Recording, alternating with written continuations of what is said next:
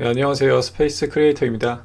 네, 오늘은 실감 미디어 공간 운영 유지 보수 가이드라인을 한번 살펴보도록 하겠습니다. 이전에 인테리어와 하드웨어 가이드라인을 한번 살펴봤는데요. 여기에 소프트웨어 등도 포함되어야 하지만 소프트웨어는 공간별로 워낙 개별성이 강해서 딱 하나로 정리하기가 좀 쉽지 않습니다.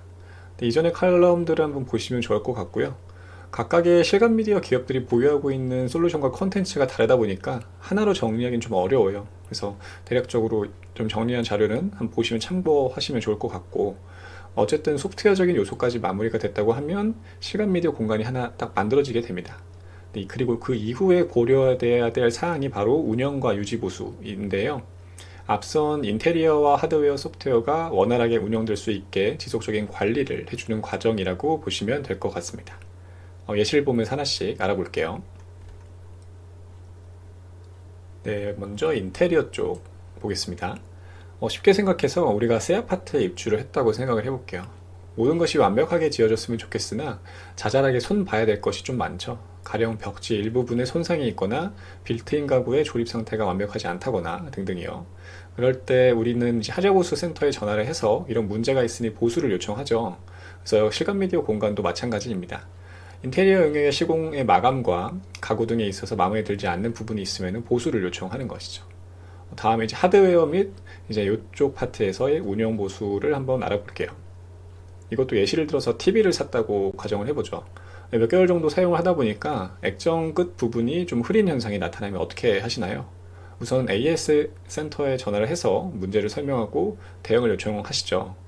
유지보수 기간이 있고 구매한 지 얼마 안 됐다면 무상으로 처리를 해줄 것이나, 혹여나 이 문제가 사용자 과실로 벌어졌거나 유지보수 기간 만료로 인해 그 이후 요청한 것이라면 비용을 들여서 수리를 받아야 될 것입니다. 실감 미디어 공간도 똑같습니다. 워낙 다양한 장비가 들어있다 보니까 자잘한 유지보수부터 운영에 심각한 영향을 주는 유지보수까지 좀 다양해요.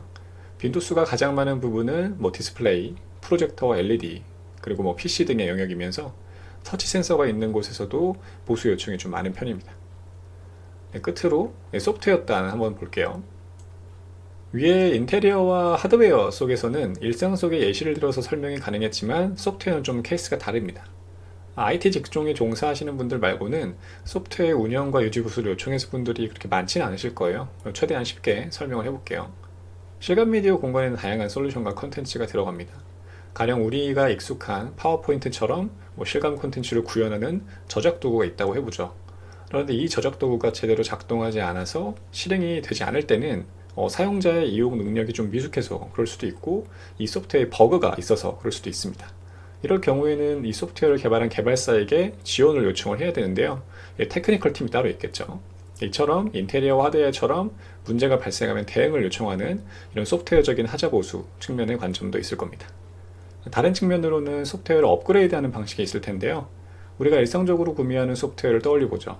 영상 편집 프로그램이나 모바일이나 PC의 운영체제 등이죠. 이런 소프트웨어의 경우에는 10년 전, 5년 전, 현재의 버전이 모두 다릅니다. 이처럼 대부분의 소프트웨어는 한번 개발됐다고 해서 끝이 아니라 기술의 발전과 시대의 흐름에 따라서 지속적으로 업그레이드가 되는데요. 가령 몇 년 전만 하더라도 PC와 핸드폰에서는 AI를 적극적으로 활용하는 소프트웨어가 없었지만 지금은 대부분의 소프트웨어에서 AI 기능이 탑재되어서 나옵니다. 이처럼 개발사에서 열심히 개발한 소프트웨어는 계속해서 버전이 업데이트되고, 사용자들은 그만큼 향상된 성능을 경험하기 위해 추가적인 비용, 예를 들어 구독료 등의 소프트웨어 사용료가 되겠죠. 이렇게 지급하게 되는데요. 실감 미디어 공간의 소프트웨어도 마찬가지로 꾸준히 업데이트 되고요. 이에 따라 소프트웨어 사용료도 올라간다고 보시면 됩니다. 컨텐츠도 같은 맥락이겠죠.